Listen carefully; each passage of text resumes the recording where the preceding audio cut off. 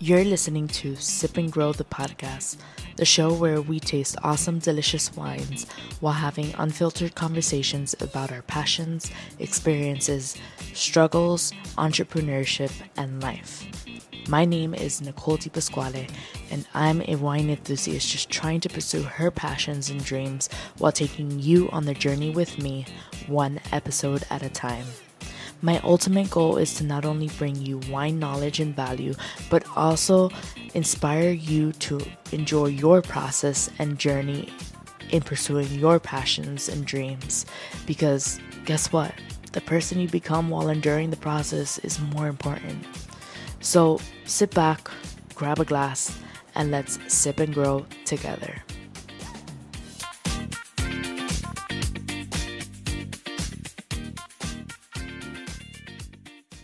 Hello and welcome back to Sip and Grow with me, your host, Nicole Di Pasquale. It's currently a little bit chilly outside and the sun is setting, but we are in it to win it to get this episode out to you. And this one's actually a really interesting one. Today, I'm going to share a couple of things with my viewpoints on certain things. So hopefully it goes good. And if not, well, we're just sharing Nicole with the world, and that's totally okay. So today we're doing an Italian wine. If you don't know, I actually have a guide for Italian wines to kind of help you understand them a little better and select them a little better whenever you go to a restaurant or a grocery store, because they do have certain classifications and rules set in stone for the level of wine that you're receiving. Doesn't matter what level classification it's in. It doesn't make it good or bad. It's just there's more rules enforced on certain classifications than other classifications. But the wine is good if you enjoy it. So that's my rule of thumb. If you enjoy the wine that you're drinking, then it's good. Anyways, this one is actually in the DOC classification, which is the second tier classification, and most of the Italian wines fall under this category. I think there's over 300 wines that fall under this DOC category, but it's like the DOCG label. They have their certain stamp, government stamp that they put at the top, and then the bottle has a certified number up here.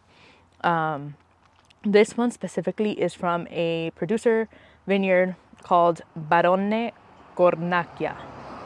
So when I was reading up about this family, it's very interesting because they actually owned, the Cornacchia family owns this vineyard since 1488, which that's a long time ago. Let's be real. But I was reading up on it, and this guy, Barone Cornacchia, which is currently the owners are the Cornacchia brother and sister duo. So they're currently running the vineyard, and the vineyard, it's cool because the vineyard is organic farming. They handpick their grapes for a higher quality harvest, and all their grapes are organic because they do organic farming. But when I was reading up on their family history, this guy is their great grandfather. I don't know if that's the amount of greats that I have to put up there, but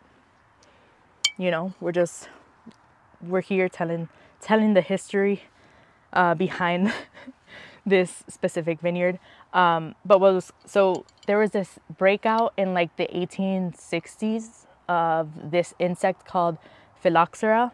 So phylloxera is an insect that actually is from North America.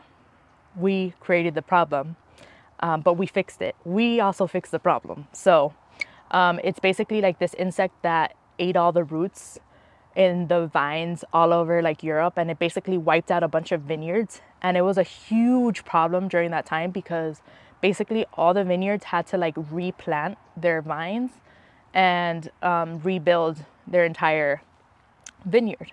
So Barone Cornacchia, so this wine is from the Abruzzo region. So it's in the Teramo Abruzzo region, and he basically played a pivotal role between, I think it was 1872 to 1944 in restoring and like restoring all the vines within the Abruzzo region.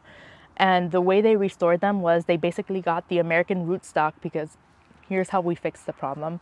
So our rootstock was actually immune to it. It's funny because we created it, but then we were like, our rootstock here is immune to it. So what a lot of people in Europe did was they brought the rootstocks from here over there, and then they grafted their vines onto the rootstock, so that the rootstock, what's in the ground with all the roots, is an American rootstock. And then the rest of the vine is basically the vines that they had.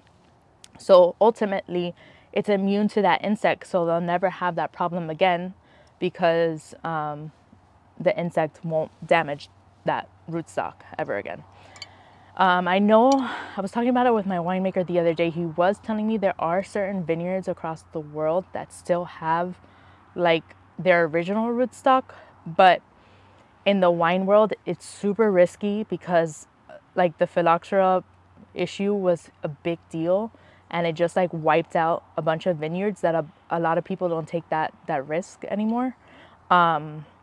But what was cool about this family is like, I could tell they're super passionate about wines, because I mean, it's been in the family for years.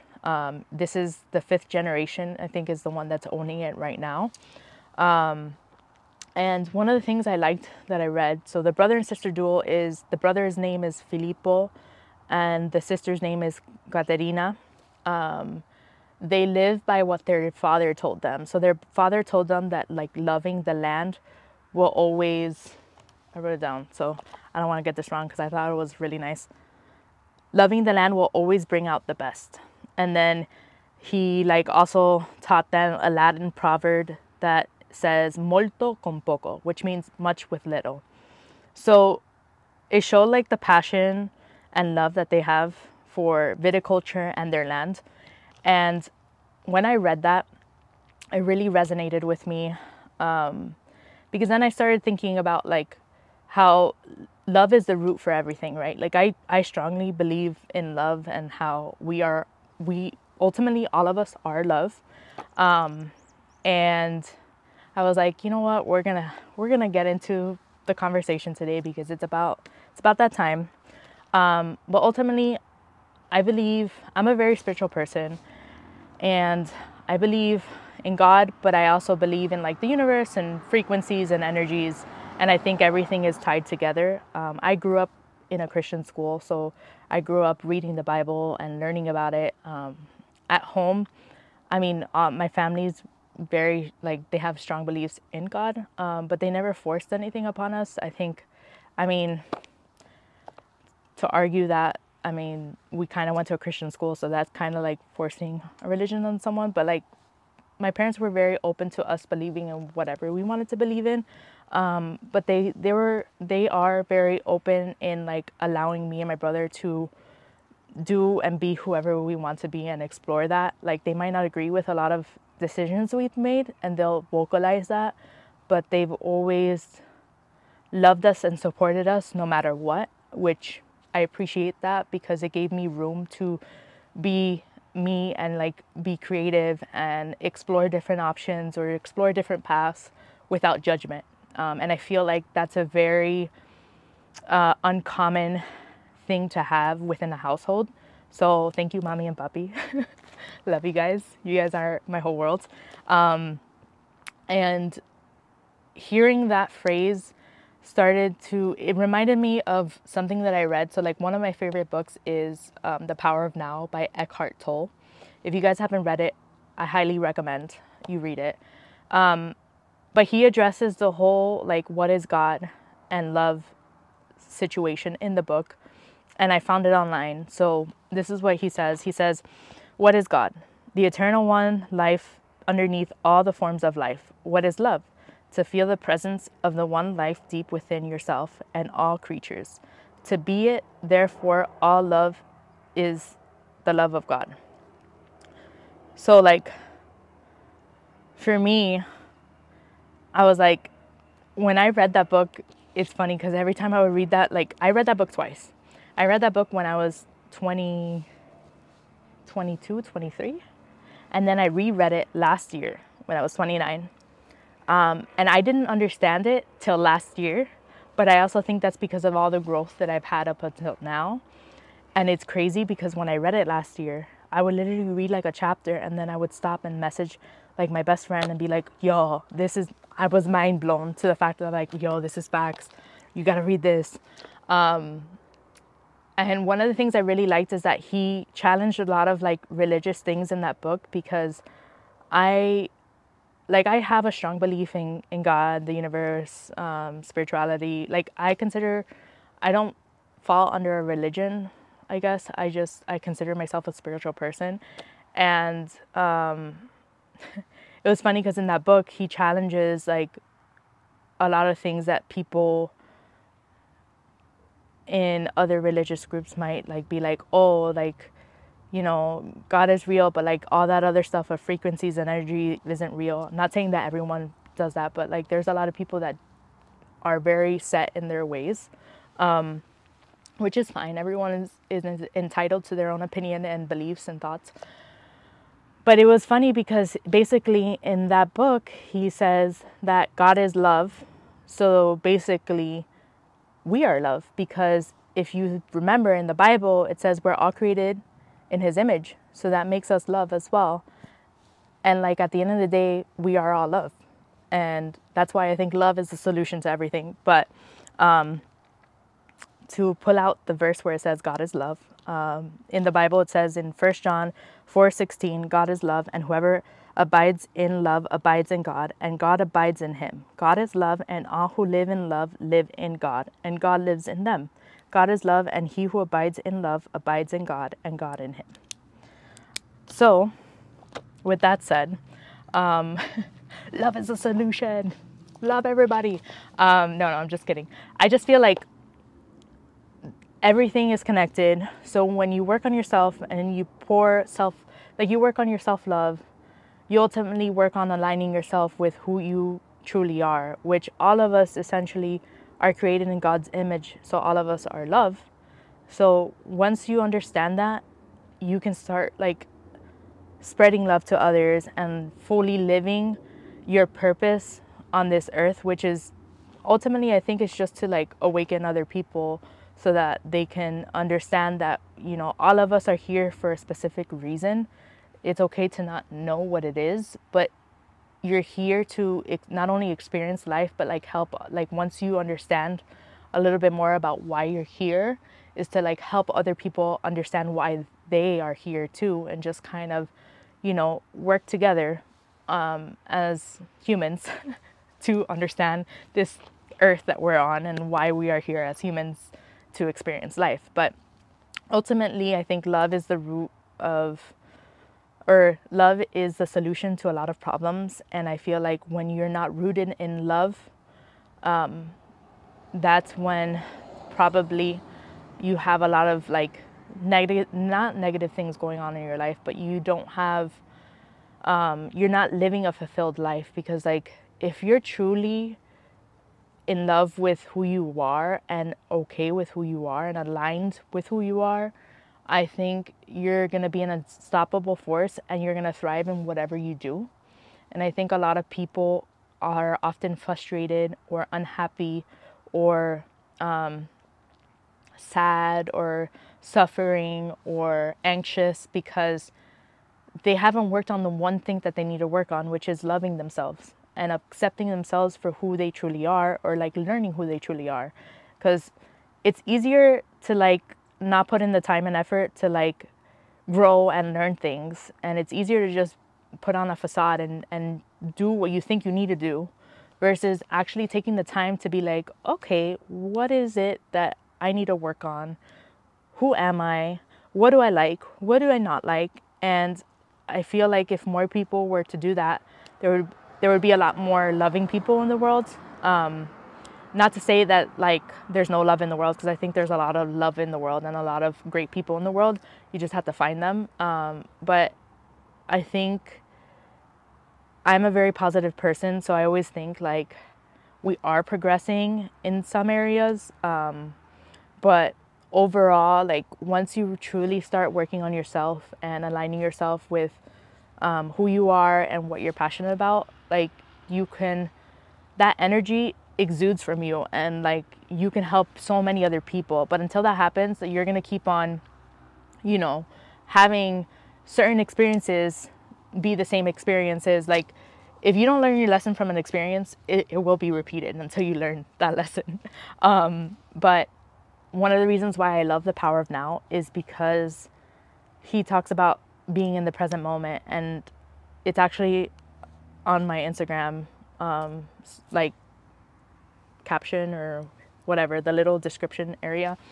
That presence is the key to freedom is one of the things that he says in that book. And I truly believe that, because if you're living in the past, you're ultimately causing yourself suffering and pain, because you're thinking about something that should have, could have, would have, but you can't do anything about it. It's in the past. And then if you're living in the future, you're going to be anxious about that, because you're thinking about something that hasn't even happened. So the way I live my life is like, what you do today in this present moment is ultimately going to build your future.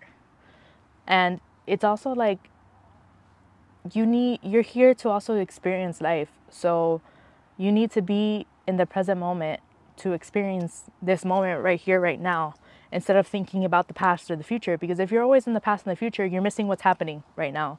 And ultimately, you're going to keep on going in this cycle of unhappiness, sadness, suffering, because you're the cause of it. Like when you realize that you are the solution to your problem, your life is going to change. It's not going to be easy. It's going to be hard. There's a lot of healing involved in that type of journey, but ultimately, love is the solution. That is what it is.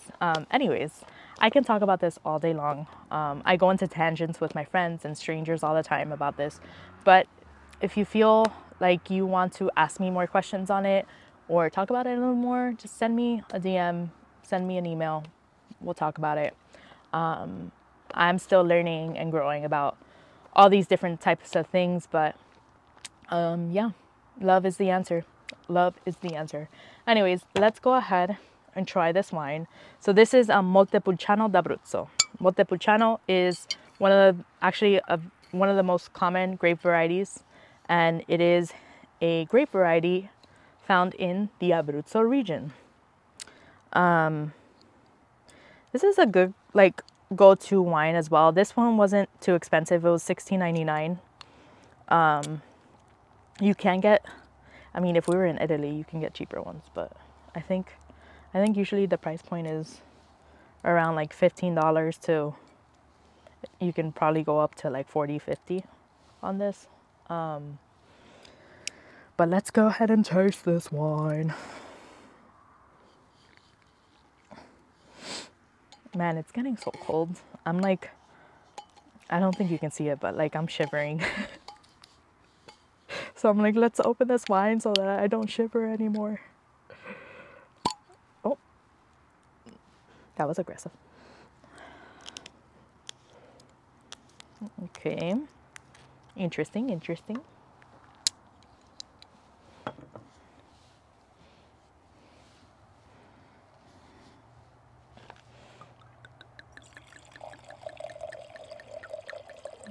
Ooh, so the vintage on this one, or the annata on this one, annata is vintage in Italian. If you don't know, now you know.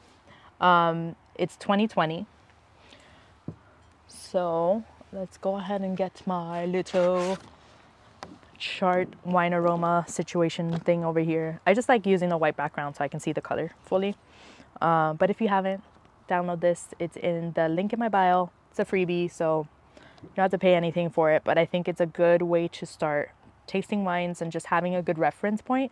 Because these are a lot of things that you can smell or taste, but it doesn't, like, you can go beyond these aromas. It doesn't have to be in this chart. But this is a good starter or starting point to be at. So download it, print it, laminate it so that if you spill wine on it like I did, you can clean it. Anyways, this is a ruby red. I mean, it's still fairly young. It's 2020. We're in 2023.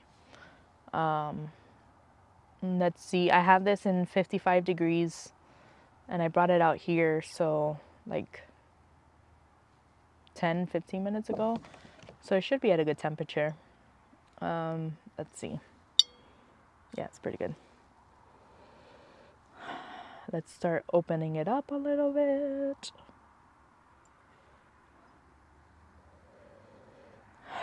Okay, immediately black cherry for sure. I'm getting star anise, a hint of licorice. Definitely like dark peppercorns. Yeah. It's a very spicy wine, so like I want to even say there's like a hint of cinnamon in there. Definitely smells like the smell just reminds me of Thanksgiving. Like I feel like I would have this at Thanksgiving with my turkey. Let's see if that's true when we taste it. Let's go ahead and taste this.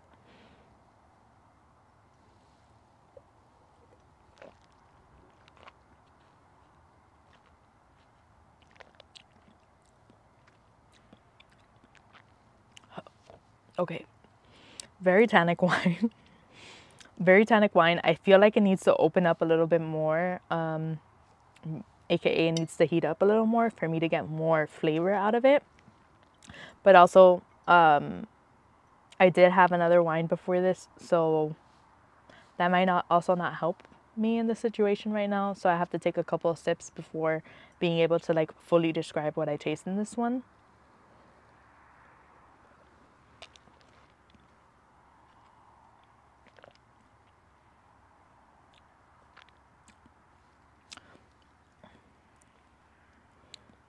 I mean, I definitely get that like leathery taste.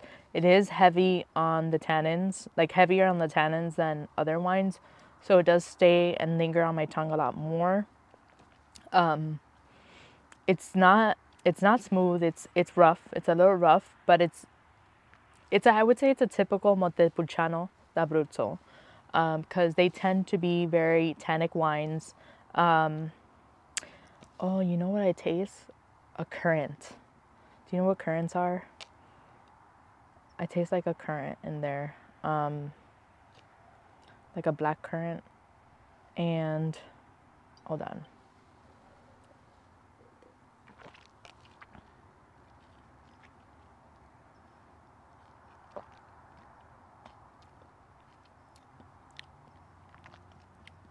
Dude, this wine won't want to open up. Open. I want to taste better. Hold on. Let's try to warm this up a little bit because I think it's too cold. So this is what you do if you want to warm up the wine a little bit so that you can open up the olfactory analysis and the scent, the smells and the taste of the wine. If you want to open it up, that probably means it's a little too cold. So if you like let it sit out, in this case, I'm just trying to warm it up quick on the spot so that I can taste it and tell you guys. But ultimately, when you don't get a lot of smell or flavor in the wine, it's probably because the temperature is too cold. So just gotta leave it a little bit and then it'll open up. So let's see if that helped it out a little bit. Oh, you know, yeah, it did. So now I'm getting like a hint of like blood orange in the smell. Hold on.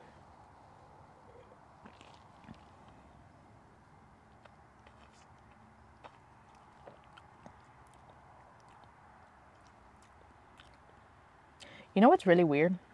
I get like a hint of like mandarin, like a mandarin peel, because it has like that sourness to it. Not a lot of sourness, but like a little bit, like a hint of tanginess, I guess would be the word to use.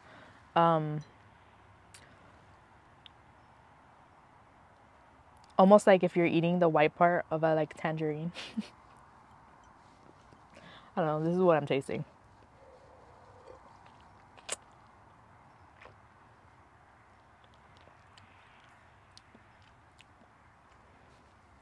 yeah, I mean, if you like tannic wines, this one's definitely medium bodied. It does linger on your tongue a lot more. It's a little harsher on the tongue than other wines. So if you don't like that kind of vibe, I wouldn't go for this, but I think it's a decent Montepulciano D'Abruzzo. I like it. I tend to enjoy them. Again, I think this is a very, like, if you want to have it's like an everyday wine. Like, it's not a special wine, in my opinion. It can be, like, depending on which one you get, but, like, this is not my favorite either. But I don't dislike it. I think it's a good, like, weekly wine. If you want to have a wine, you don't know what to have, this is it. If you don't like tannic wines, don't do it. This is not it. But yeah, I would give it, out of a 10, I would give it a 6. I'm gonna give it a 6. Yeah, it's a 6. Anyways, I hope you enjoyed this episode. I hope you enjoyed my perspective and viewpoint on life and what I believe in. And if you have any questions, I'm always open for conversation. Send me messages through Instagram, or email me. I love to dive into deep conversations with people. So if you have any questions, honestly, just send me a message. Also, I would love and appreciate if you could leave a review or a comment on any of the podcasting platforms or on YouTube, just to kind of help elevate this podcast. But you leaving a review or a comment helps me be able to continue to create these things for you, and just continue to sip and grow with you. Anyways, I hope you have your glass of wine tonight. Cheers, and I can't wait to see you guys on the next one. Bye.